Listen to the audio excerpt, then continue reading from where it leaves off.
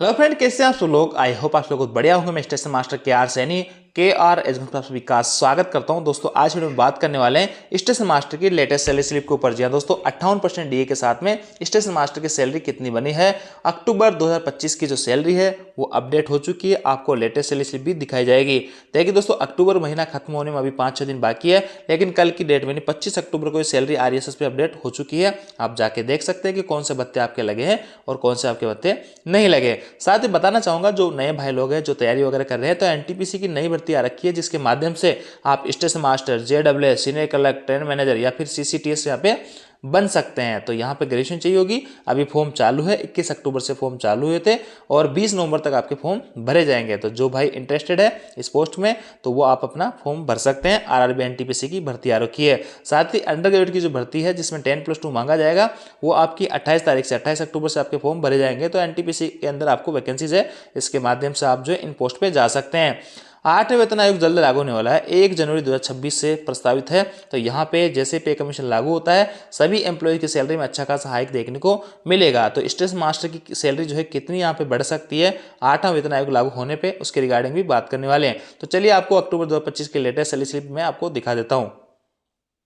देखिए दोस्तों, स्क्रीन पे आप अक्टूबर 2025 की लेटेस्ट सैलरी स्लिप देख पा रहे होंगे और ये जो सैलरी स्लिप है ये मेरी खुद की सैलरी स्लिप है। NWR जयपुर डिवीजन में कार्यरत हूँ और यहाँ पे देखेंगे कि designation station master operating department के अंदर आते हैं और यहाँ पे बिल यूनिट आधार वगैरह ये सारी कुछ चीज़ें पर्सनल डिटेल जो हाइड करने वाली है हाइड कर दी गई है। देखिए लेवल 6 में है, लेवल 6 में भर्ती हुई थी 2018 की, मेरी ज्वाइनिंग है 6/7/2018 की। तो लगभग यहाँ पे 7 साल से ज़्यादा हो गए, 7.5 साल के आसपास। तो अभी तक जो प्रमोशन हुआ नहीं है, क्योंकि मैं पहले बीकानेर डिवीजन में था, वहाँ से ट्रांसफर लेके जयपुर डिवीजन में आ गया। तो यहाँ से जब आप ऑन रिक्वेस्ट स्पाउस बेस या ट्रांसफर लेते हैं तो यहाँ पे आपकी सीनियरिटी लॉस हो जाती है। और हमारे साथ के जो साथी थे वो लगभग सभी लेवल 7 में पहुंच चुके हैं, जो वहीं पे सेम डिवीजन में सेम यूनिट में काम कर रहे हैं। और हमारे इधर आने से यहाँ पे सीनियरिटी लूज हो गई, इसलिए अभी प्रमोशन लेवल 7 में जाने में टाइम लगेगा। अगर प्रमोशन समीप होता तो हमारा जो साथियों का जो बेसिक है यहाँ पे 50,000 के आसपास पहुंच चुका है, लेकिन हमारा 43,600 है। इसका रीजन यही है कि प्रमोशन हमारा नहीं हुआ, सीनियरिटी लूज हो गई ट्रांसफर लेने से। लेकिन कोई दिक्कत नहीं है, घर के पास आ गए। यहाँ पे देखिए 43,600 मेरा बेसिक है और 1/1/2026 को इंक्रीमेंट लगने वाला है, यानी आने वाली जो 1-2 महीने बाद में फिर से इंक्रीमेंट लगेगा और 44,900 जो है बेसिक यहाँ पे हो जाएगा। इधर जो बैंकिंग डिटेल वगैरह काफी सारी चीजें हैं। और देखिए ग्रोस पेमेंट बना है 93,191 बना, ठीक ठाक पेमेंट है। और यहाँ पे बेसिक पेमेंट जो है 43,600 रुपये। अभी इनिशियल कोई स्टेशन मास्टर भाई बनता है लेवल 6 के अंदर तो उसको मिलता है 35,400 रुपये। आप इसके हिसाब से सैलरी कैलकुलेट करते जाना नए भाइयों को कितना पेमेंट मिलेगा। इसके बाद में DNS अलाउंस जो आपका 58% होगा, यहाँ पे 25,000 मिल रहा है। तो यहाँ पे आपको जो है इस हिसाब से 35,400 का 58% निकालेंगे तो उस हिसाब से आप देख सकते हैं 20-22,000 के आसपास निकल के आएगा। तो वो आपका ये 21,000 रुपये यहाँ पे आपको मिलेगा जो नए भाई लोग हैं। डी का एरियर जो है यहाँ पे 3%, पहले 58% 55% था 1 जनवरी 2025 से, अभी 1 जुलाई 2025 से 3% बढ़ा दिया था। तो यहाँ पे 3 महीनों का एरियर भी देखने को मिला। ये आपका जुलाई का है, ये अगस्त का है, ये सितंबर का है और अक्टूबर का इसके अंदर ही लग के आ गया। पहले 55% बन के आ रहा था, यानी यहाँ पे 24,000 कुछ आता था, 23,000 कुछ।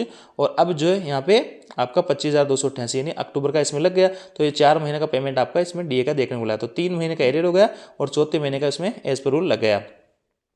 आगे देखेंगे जेड क्लास सिटी में पोस्टिंग है, इसलिए 10% HRA मिल रहा है। अगर कोई भाई यहाँ पे X क्लास में हो स्टेशन मास्टर में, जैसे कि जयपुर है, बीकानेर है, जोधपुर है, तो उनको 20% मिला करेगा, यानी आप यहाँ पे उनको जो है 8,500 के आसपास यहाँ पे HRA मिल जाता। और अगर X क्लास में जैसे दिल्ली, मुंबई मेट्रो शहरों में, तो यहाँ पे उनको 30% मिला करेगा।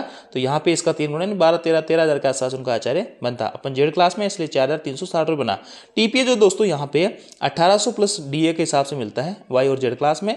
और अगर कोई भाई यहाँ पे काम कर रहा है Y और X क्लास में, तो उनको जो यहाँ पे 1800 प्लस 3600 प्लस DA के हिसाब से यहाँ पे मिलता है। तो उस हिसाब से यहाँ पे ये TPA हुआ। अब देखिए दोस्तों 1800 प्लस DA है तो 1800 का 3% बढ़ा, तो यानी 54 रुपये 3 महीने का आपको TPA का भी एरियर देखने को मिला है।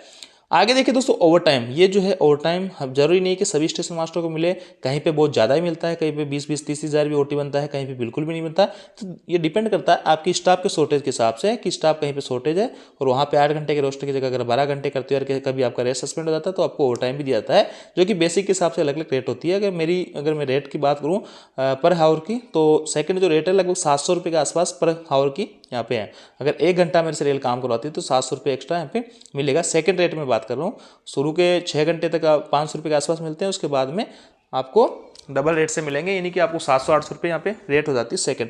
तो उस हिसाब से यहाँ पे कुछ घंटे किए थे, 5467 ओवर टाइम बनाया। नाइट ड्यूटी, अगर रोस्टर में ड्यूटी कर रहे हैं इसलिए नाइट ड्यूटी अलाउंस मिल रहा है। और नेशनल हॉलीडे एनएच जो 12 दिन एनएच के मिलते हैं, उनमें से किसी दिन अगर आप एनएच करते हो तो स्टेशन मास्टर यानी 4200 लेवल 6 या लेवल 6 से ऊपर वालों को अलग अलग लेवल के हिसाब से अलग अलग एनएच के पैसे मिलते हैं। तो एनएच के दिन अगर आप ड्यूटी करते हो तो यहाँ पे वो मिलता है। तो ये एक एनएच था पिछले महीने में, तो उसका 788 रुपये मिल गया है। और ग्रुप डी वाले भाई लोग जो है उनको 486 के आसपास मिलता है। और अलग अलग लेवल के हिसाब से अलग अलग एनएच का जो है वेट निर्धारण किया गया है। तो इतना सारा पेमेंट अपने को मिला है, ये सारे कुछ एरियर हैं। और इसमें 93,191 रुपये सैलरी बनी है। और रिकवरीज जो है 45,744 हुई है। इसके अंदर जो है इंश्योरेंस स्कीम 30 रुपये हैं। ये आपका एनपीएस बेसिक और डीए का इन दोनों को मिला के इसका 10% जो है ये आपका एनपीएस में करता है।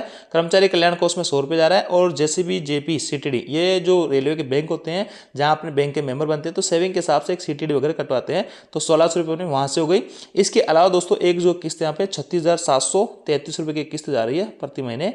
और यहाँ पे कुछ लोन ले रखा था तो इसलिए उसकी किस्त जा रही है प्रति महीने 36,733 रुपये। तो ये सारे कुछ डिडक्शन होने के बाद में नेट जो पेमेंट बना है 47,47,447 रुपये। तो यहाँ पे आपने देखा स्टेशन मास्टर की सैलरी कितनी कैसे क्या कुछ बनती है। अगर नया कोई भाई बनता है, जैसे कि मैं बात करूँ तो 35,400 उसका जो है बेसिक हो गया। और 22,000 के आसपास 21-22,000 के आसपास उसको जो है डीए हो गया 10%, 3,500 उसका 3,440 रुपये उसका एचआर हो गया जेड क्लास में। और टीपीए हो गया उसका 2,844 रुपये। तो ऐसे में सारे कुछ भत्ते मिलाते हैं, नाइट वगैरह का मिलाते हैं कि 4-5 उसका नाइट वगैरह बन जाता है। नया होता है आरजी एलआरएम में ड्यूटी करता है। तो ऐसे अगर मैं मोटा मैं बात करूँ तो नया जो मास्टर होता है उसकी 70,000 के आसपास सैलरी आराम से 65 से 70,000 के आसपास सैलरी आराम से बन जाया करेगी। इसमें किसी टाइप का कोई दो राय नहीं है। तो नया कोई स्टेशन मास्टर इनिशियली कोई ज्वाइन करता है, आफ्टर ट्रेनिंग में बेसिक और डीए मिलेगा आपको सिर्फ। और ट्रेनिंग के बाद में आपको सारे कुछ भत्ते मिला करेंगे तो 65 से 70,000 के आसपास आपकी पहली सैलरी बन जाएगी। अगर ज़्यादा सैलरी चाहिए तो कोई भाई ट्रेनिंग के अंदर भी जा सकता है, वहाँ पे 10-15 हज़ार आपको और ज़्यादा मिल सकते हैं, क्योंकि वहाँ पे किलोमीटर अलाउंस मिलते हैं और 30% जो है भत्ते आपको एक्स्ट्रा देखने को मिलते हैं। तो उस हिसाब से आप देख सकते हैं किस चीज़ को प्रेफरेंस देनी है। ट्रेन मैनेजर के अंदर थोड़ी सी सैलरी आपको ज़्यादा ऐसे मास्टर से देखने को मिलती है। अब देखिए दोस्तों 8वां वेतन आयोग आने की बात है और 8वें वेतन आयोग में लगभग फिटमेंट फैक्टर 2 के आसपास रहता है। तो जैसे कि बेसिक अभी मेरी यहाँ पे 43,600 रुपये हैं, तो ये लगभग डबल हो जाएगी। ग्रुप डी में को इनिशियल भाई 18,000 रुपये लग रहा है तो उसको 35,000 के आसपास बेसिक मिलेगी। लेकिन दोस्तों डीए जो आपका 58% 60% जो भी रहेगा वो यहाँ पे जीरो हो जाएगा। फिर से डीए आपका जुलाई 2026 से बढ़ना स्टार्ट होगा। लेकिन एक चीज़ आप गौर करोगे कि यहाँ पे अभी जो डीए बढ़ रहा है वो आपका 35,000 रुपये 18,000 बढ़ रहा है। लेकिन अब जो नया डीए बढ़ेगा वो यहाँ पे आपकी बेसिक जो है मोटी हो जाएगी, लगभग बेसिक डबल हो जाएगी। तो डीए 2% 3% जो भी बढ़ेगा तो आपको लॉन्ग टर्म में अच्छा खासा फायदा यहाँ पे होने वाला है। और इंस्टेंट भी आपको अच्छा खासा फायदा यहाँ पे देखने को मिलता है। तो देखते हैं कितना कुछ फिटमेंट फैक्टर यहाँ पे मिल सकता है। बाकी उम्मीद है कम से कम आपकी जो सैलरी है उसमें आप 20 से 25% का हाइक तो मानकर चल सकते हैं। जैसे किसी भाई को अभी 1 लाख मिल रहे होंगे तो उसको 1,20,000 25,000 करीब सैलरी होने की पूरी संभावना यहाँ पे कमीशन के अंदर रहने वाली है। तो ये थी अपडेट दोस्तों। आप जानकारी आपको अच्छी लगेगी, वीडियो आपको लाइक दोस्तों के साथ में शेयर जरूर करें। Thank you.